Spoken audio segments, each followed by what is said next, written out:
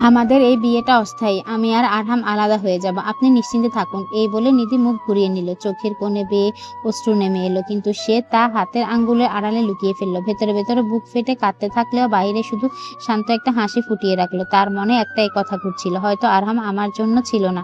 আমি ওনাকে হঠাৎ পেয়েছিলাম, তাই হঠাৎ করে হারিয়ে যাবেন। নিধি ইভার বলা কথাগুলো পর থেকে ভেতরে ভেতরে ভেঙে পড়েছে। আরহামের সাথে সে অজান্তেই জড়িয়ে গেছে। এখন আরহাম তাকে ছেড়ে অন্য কারো কাছে চলে যাবে, এই ভাবনাটাই নিধির বুকটাকে মোচড় দিচ্ছে।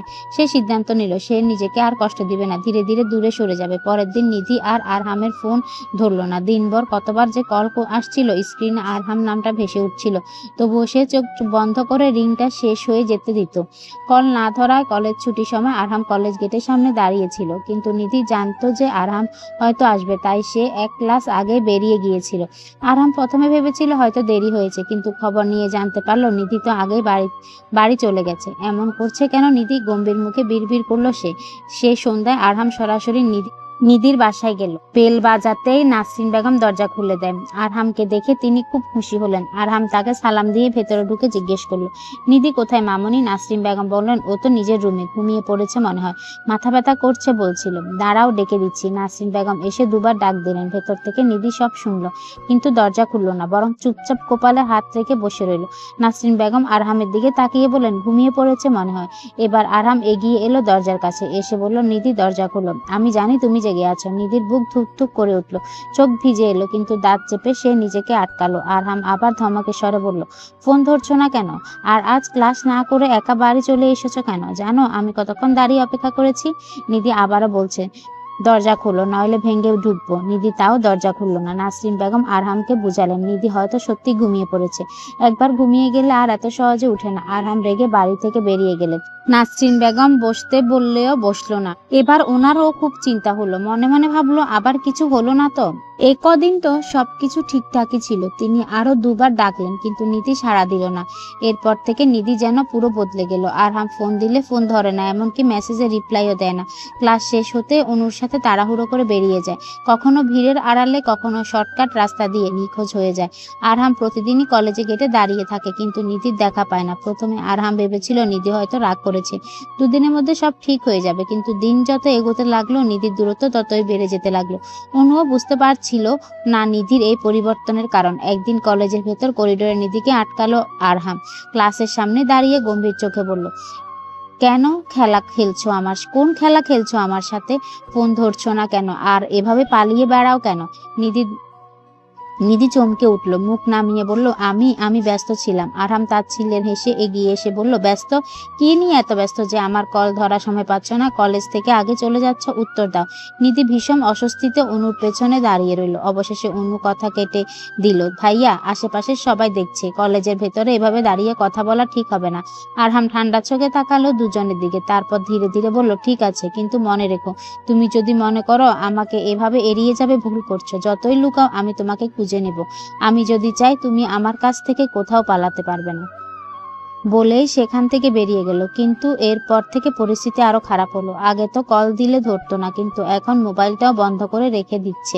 নিধির বাবা বাড়িতে নেই, ব্যবসার কাজে কিছুদিনের জন্য বাইরে গেছেন। নিধির মা তাকে এই বিষয়ে কিছু বললে সে বাড়ি ছেড়ে চলে যাওয়ার হুমকি দেয়। নাসরিন বেগম মেয়ের জেদ সম্পর্কে জানেন, সে যে সত্যি সত্যি বাড়ি ছেড়ে চলে যেতে পারে এই সম্পর্কে তিনি নিশ্চিত। সারাদিন থেকে আরহাম নিধিকেও কল করেই যাচ্ছে, কিন্তু বরাবর মতো ফোন বন্ধ আসছে। নাসরিন বেগমকে কল করলে তিনি জানান নিধি তার ঘরের দরজা বন্ধ করে বসে আছে। সেই রাতে আরহামের ধৈর্যের বাঁধ ভেঙে গেল। বারবার কলেজ গেটে দাঁড়িয়ে থাকা, কল না ধরা, সব ব্যর্থ। অবশেষে বিরক্ত হয়ে আবারও নিধির বাড়িতে এসে সরাসরি দরজা ধাক্কা দিতে লাগলো। ভেতরে বসা নিধি বুকটা ধরপড় করতে লাগলো। চোখের জল জমে উঠলেও সে জেদ করে দরজা খুলল না। কিছুক্ষণ পর হঠাৎই দরজার বাইরে এক অচেনা নীরবতা। নিধি অবাক হলো, হঠাৎ সবকিছু শান্ত হয়ে যাওয়ায়। তাই সে দরজাটা খুলে দেখতে নিল, কিন্তু দরজা হালকা খোলার সাথে সাথেই শক্ত হাতে তাকে টেনে নিল আরহাম। অনেক হয়েছে লুকোচুরি খেলা, এবার আর না। আরহামের গম্ভীর গলা, ক্ষোভ আর রাগ একসাথে মিশেছিল। নিধি কিছু বলার আগেই সে তার হাত শক্ত করে ধরে বাইকের দিকে টেনে নিয়ে গেল। রাস্তায় আলোয় নিধির চোখে জল চকচক করছিল। আমায় ছেড়ে দিন, আমি যেতে চাই না। নিধি হোঁচট খেতে খেতে বলল। আরহাম দাঁতে দাঁত চেপে উত্তর দিল, আজ আর তোমার কথা শোনার দিন নয় নিধি, অনেক হয়েছে। তুমি চাইলে আমাকে এভাবে এড়িয়ে যাবে? আমি বসে বসে তা মেনে নিব? এতটা ভালো মানুষ আমি নয়। সে আর নিধিকে কোনো কথা বলার সুযোগ দিল না। বাইকে বসিয়ে সরাসরি নিজের বাড়িতে দিকে ছুটল। আরহামদের বাড়িতে পৌঁছে নিধি অবাক হলো। সারা বাড়ি শুনশান। সাধারণত এই সময় ফারিয়া বেগম বসে টিভি দেখেন, কিন্তু আজ নেই। নিধি অবাক হওয়ায় চেহারা দেখে আরহাম বুঝতে পারল নিধি কি ভাবছে। তাই সে গম্ভীর গলায় বলল, আম্মুকে আমি আগে থেকে গ্রামে দাদুর বাড়িতে পাঠিয়ে দিয়েছি, কারণ আজ আমার তোমার সাথে অনেক হিসেব মেটানোর আছে। নিধির বুক কেঁপে উঠল। সে ফিসফিস করে বলল, কেন এনেছেন আমাকে এখানে? আরহাম ধীরে ধীরে এগিয়ে এলোমেলো চোখে আগের মতো গম্ভীর আগুন, কিন্তু কোথাও যেন অদৃশ্য এক যন্ত্রণা লুকানো। কারণ তুমি আমার কল ধরছো না, আমাকে ইগনোর করে পালিয়ে বেড়াচ্ছ আমার থেকে। ঘরে বাড়ি নীরবতা, বাইরে হালকা বাতাস, জানালার কাঁচ কেঁপে উঠছে। নিধি চুপচাপ দাঁড়িয়ে আছে, চোখ নামানো, ঠোঁট কামড়ে ধরা। অন্যদিকে আরহাম বরাবর এদিক ওদিক পায়চারি করছে। অবশেষে সে ঘুরে নিধির সামনে দাঁড়ালো, সরাসরি তার চোখের দিকে তাকিয়ে বলল, দেখো, সুন্দর করে ভালোভাবে জিজ্ঞেস করছি, কেন করেছো এসব? কেন আমাকে ইগনোর করছো? কণ্ঠে রাগ, কষ্ট আর অধিকার একসাথে বেড়াজাল। নিধি কোনো উত্তর দিল না, মাথা নিচু করে দাঁড়িয়ে থাকলো। আরহাম আরো কাছে এগিয়ে এলো। কেন আমি কল দিলে ধরো না? কলেজ থেকে পালিয়ে চলে এসো, দরজা বন্ধ করে রাখো। এর মানে কি নিধি? নিধি চোখের জল জমে উঠল। এবার সে ধীর স্বরে বলল, কারণ আমি আর পারছি না, আমি আলাদা হয়ে যেতে চাই। এক মুহূর্তের নিস্তব্ধতা। আরহামের চোয়াল শক্ত হয়ে উঠল, কপালে রাগের ভাঁজ। কি বললে? তার গলা নিচু, কিন্তু ভয়ার্ত কাঁপন আছে। নিধি বুক ভরে নিঃশ্বাস নিয়ে আবার বলল, আমি বলছি আমি আর এই সম্পর্ক থাকতে চাই না, যত তাড়াতাড়ি সম্ভব আলাদা হয়ে যেতে চাই। আমার পক্ষে আর থাকা সম্ভব নয়। পরের মুহূর্তে বজ্রপাতের মতো আচরণ করলো আরহাম। এক ঝটকায় নিধিকে শক্ত করে নিজের দিকে টেনে নিল। নিধি হচকিয়ে উঠল, তার বুক ধকধক করছে। আরহাম নিধিকে একেবারে নিজের বুকে চেপে ধরে দাঁতে দাঁত চেপে বলল, সাবধান, আর একবার যদি মুখ থেকে আলাদা হওয়ার কথা, আমাকে ছেড়ে যাওয়ার কথা বের হয়, আল্লাহর কসম করছি পানে মেরে ফেলবো। নিধির চোখে ভয় আর জেদ একসাথে জ্বলল।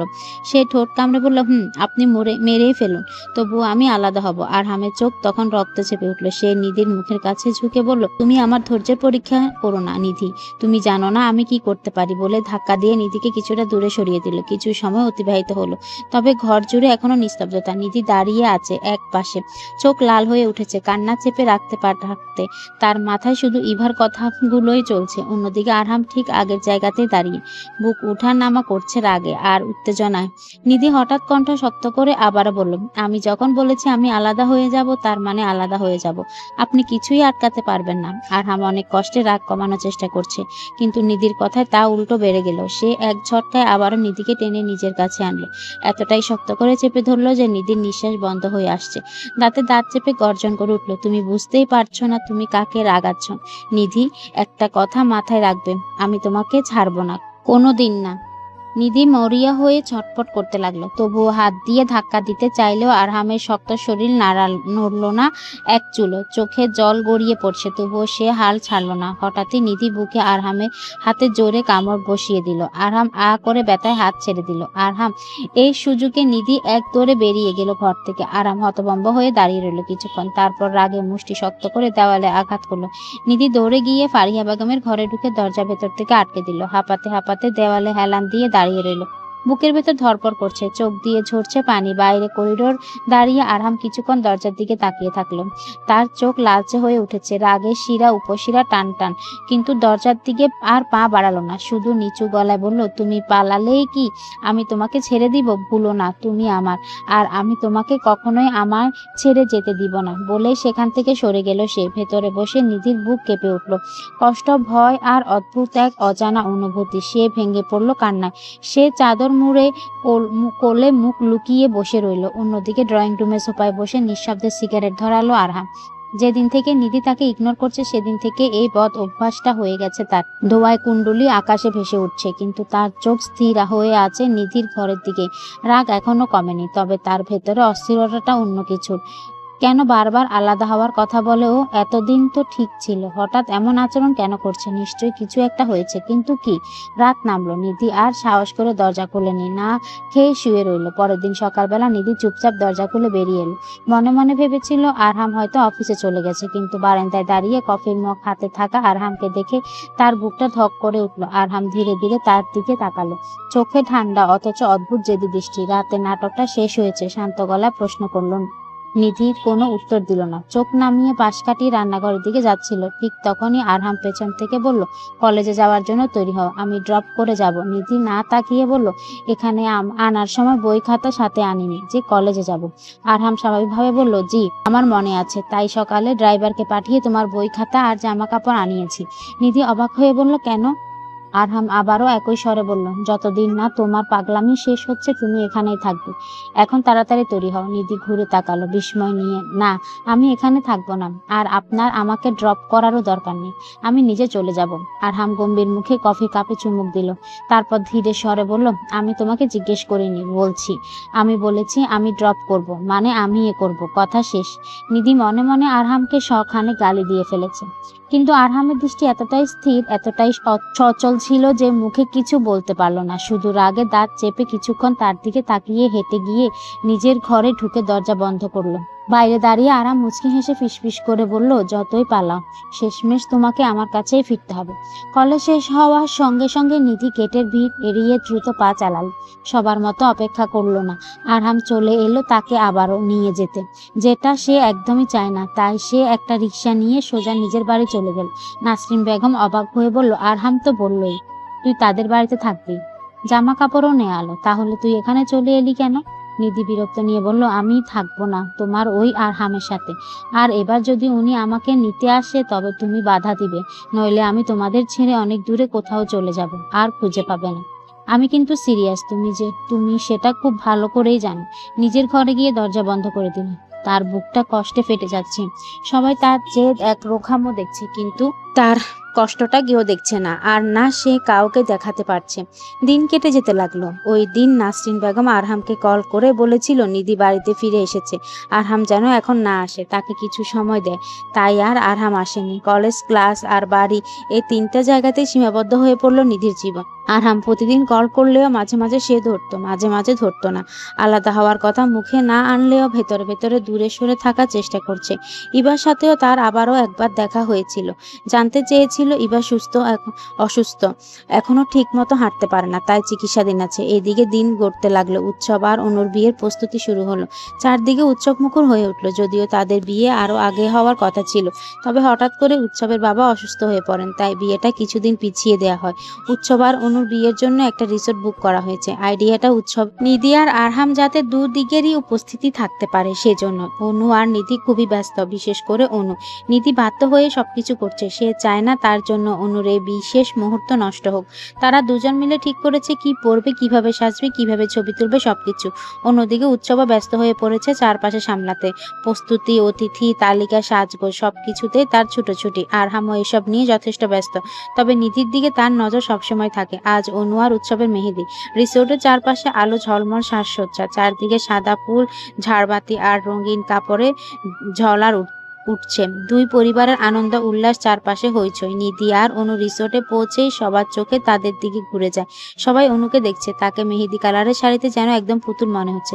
কিন্তু আরহাম নিধিকে দেখতে ব্যস্ত। নিধিও শাড়ি পরে সেজেছে একেবারে রাজকন্যার মতো। তার মুখে হাসি, যা ধারা সে তার ভেতরটা কষ্ট লুকিয়ে রেখেছে, যাতে কেউ দেখতে না পায়। হঠাৎ ভিড়ের মধ্যে ঢুকলো ইভা। অর্ণবী তাকে জোর করে নিয়ে এসেছে। অনেকদিন পর আবার সবার মাঝে এসে দাঁড়ালো। চোখে হালকা বিষণ্ণতা, ঠোঁটে ম্লান হাসি। ইভাকে দেখে নিধির পরিবার আর ফারিহা বেগম অবাক হয়ে গেলেন, তবে আরহাম সেটা সামলে নিল। এটা বলে যে ইভা অর্ণব আর উৎসবে পরিচিত। ওনারাও বিয়ে বাড়ি বলে বেশি কিছু বললেন না, তবে ভেতরে ভেতরে খুব চিন্তিত হয়ে পড়লেন। তবে ইভাকে দেখে নিধির বুক মোচড় দিয়ে উঠলেও তার মুখ ভঙ্গিমার কোনো পরিবর্তন হলো না। সে মাথা নিচু করে সবার সাথে মিশে গেল, যেন কিছুই হয়নি। আরহাম দূর থেকে দৃশ্যটা দেখছিল। সে ভেবেছিল নিধি নিশ্চয়ই তাকে হাজারটা প্রশ্ন করবে। ইভা কবে এসেছে, কেন এসেছে, আপনারা আবার একসাথে হচ্ছেন নাকি, সে মনে মনে উত্তর প্রস্তুত করে রেখেছে। কিন্তু এখন মনে হচ্ছে তার সব প্রস্তুতি বৃথা, কারণ নিধি একেবারে প্রতিক্রিয়াহীন, যেন ইভার অস্তিত্বই তার কাছে শূন্য। এই অদ্ভুত নির্লিপ্ততা আরহামের ভেতরে ঝড় তুলল। আরহাম একেবারে এক একটা অজুহাত বানিয়ে বারবার নিধির কাছে যাচ্ছে। কখনো খাবারের প্লেটে গিয়ে দিয়ে বলছে, তুমি ঠিকমতো খেয়েছো তো, আবার কখনো ইচ্ছে করে ভিড় থেকে আলাদা করে পাশে বসে যাচ্ছে। কিন্তু নিধি ঠান্ডা নিশ্চুপ, মুখে একটাও বাড়তি কথা নেই। সবকিছুর উপেক্ষা করে সে শুধু অনুর পাশে দাঁড়িয়ে আছে, মাঝে মাঝে হাসছে, গল্প করছে, কিন্তু আরহামের দিকে ফিরেও তাকাচ্ছে না। আরহাম বুঝতে পেরেছিল নিধি ইচ্ছে করে তাকে এড়িয়ে চলছে। নিধি যখন মেয়েদের সাথে বসে মেহেদি আঁকছিল, তখন আরহাম একবার কাছে এসে মুচকি হেসে বলল, তোমার হাতে মেহেদি এখনো দাওনি কেন? নিধি চোখ তুলে তাকালো না, যেন শুনতেই পায়নি। একটা বানানো হাসি দিয়ে পাশের জনকে বলল, তার হাতের ডিজাইনটা দারুণ হয়েছে। আমি তো ঠিকই করতে পারছি না, কি দিব? আরহামের ভেতরে যেন আগুন জ্বলে উঠল। সে খুব গম্ভীর চোখে তাকিয়ে রইল কিছুক্ষণ, কিন্তু নিধি কোনো গুরুত্বই দিল না। দূর থেকে এইসব দৃশ্য দেখে ইভার বুক ভেঙে গেল। সে বুঝতে পারল আরহামের চোখ এখন কেবল নিধির জন্যই ব্যস্ত, তার ভালোবাসা এখন অন্য কারো।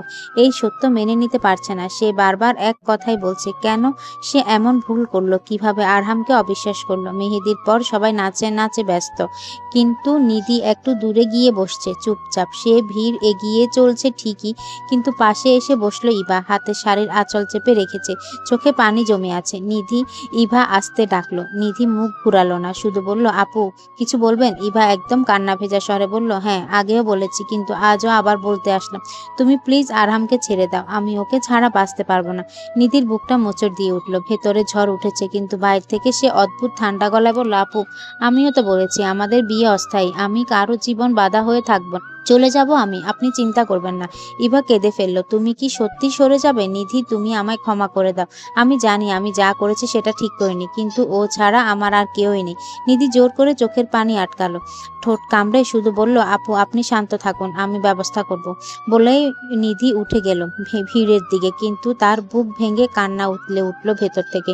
ইভার সাথে কথা বলে নিধি ভিড়ের মধ্যে ডুবে গেল। দাঁড়িয়েছিল, হঠাৎ পেছন থেকে গম্ভীর কণ্ঠ ভেসে এলো, আর কতদিন পালাবে আমার কাছ থেকে? চমকে উঠে ঘুরতে দেখলো আরহাম দাঁড়িয়ে আছে একেবারে কাছে, চোখ দুটো গভীর আর রাগে ভরা। নিধি তৎক্ষণাৎ মুখ ফিরিয়ে নিতে চাইল, কিন্তু আরহাম হাত বাড়িয়ে তার কবজি চেপে ধরলো। নিধি অবাক হয়ে বলল, ছাড়ুন, সবাই দেখবে, দেখুক, এতে আমার কিছু যায় আসে না। তুমি আমার প্রশ্নের উত্তর দাও। নিধি ধাক্কা দিয়ে ছড়ানোর চেষ্টা করলো, কিন্তু আরহাম আরো শক্ত করে ধরে ফেললো। নিধি আরহামের দিকে শক্ত চোখে তাকিয়ে বলল, এটা আপনার বাড়ি না, এখানে সিন ক্রিয়েট করবেন না। আমি চাই না আমার আর আপনার কারণে অনু আর জিজুর এই সুন্দর সম্পর্কটা নষ্ট হোক। আরহাম কিছুক্ষণ নিধির দিকে স্থির চোখে তাকিয়ে রইল, তারপর তাকে ছেড়ে দিয়ে চলে গেল। নিধিও ছুটে নিজের ঘরে এসে কান্না করতে লাগলো। নিধি কান্না করতে করতে বলল, কেন আরহাম এমন করছেন? কিছুদিন পরেই তো আমাকে ছেড়ে ইভাবুকে বিয়ে করবেন, তাহলে আমাকে কেন এত পোড়াচ্ছেন? আমি তো আপনাদের মাঝে আসছি না, নিজ থেকে দূরে সরে যাচ্ছি, তাহলে কেন করছেন এমন? কান্না করতে করতে নিধি ঘুমিয়ে পড়ে। পরের দিন গায়ে হলুদ। নিধির ইগনোরেন্স আরো বাড়লো। সে ইচ্ছে করে সবসময় মেয়েদের ভিড়ে থাকতো, যেন আরহামের চোখের সামনে এক মুহূর্ত না পড়ে। আরহাম কয়েকবার কাছে আসার চেষ্টা করলো, কিন্তু নিধি প্রতিবারই এড়িয়ে চলল। কখনো ছবি তোলার বাহানায়, কখনো অন্যদিকে ঘুরে গিয়ে ফারিহা বেগমও খেয়াল করলেন ব্যাপারটা। তিনি অবাক হয়ে ছেলের দিকে তাকিয়ে বললেন, কি ব্যাপার? নিধির সাথে কি কিছু হয়েছে? তুমি নিধিকে বারবার ডাকছ, সে তো শুনছেই না। আরহাম কেবল ঠোঁট চেপে রইল। চোখে তখন বিরক্তি আর রাগ মিলেমিশে তীব্র হয়ে উঠেছে, কিন্তু প্রকাশ করলো না। শুধু দূর থেকে নিধির প্রতিটা পদক্ষেপ লক্ষ্য করলো। উৎসব আর অনুও বিষয়টা নিয়ে চিন্তিত। উৎসব অনেকবার আরহামকে উদ্দেশ্য করেছে যে তাদের মধ্যে কি কিছু হয়েছে। আরহাম বলে সে নিজেই কিছু বুঝতে পারছে না কি হয়েছে, কেন নিধি এরকম করছে। তবে অর্ণব কিছুটা আন্দাজ করতে পেরেছে এইসবের কারণ। গায়ে হলুদ শেষে নিধি আর অনু একটা রুমে বসে আছে। মূলত অনু আয়নার সামনে বসে আছে, আর নিধি তার চুলগুলো শুকিয়ে দিচ্ছে। পার্লার থেকে মেয়েরা আসবে সাজাতে। আপাতত রুমে আর কেউ নেই। সেই সুযোগে অনু নিধিকে জিজ্ঞেস করলো, কি হয়েছে তোর? এমন আজব ব্যবহার করছিস কেন? নিধি আয়না অনুর দিকে তাকিয়ে বলল, কোথায় কি হয়েছে?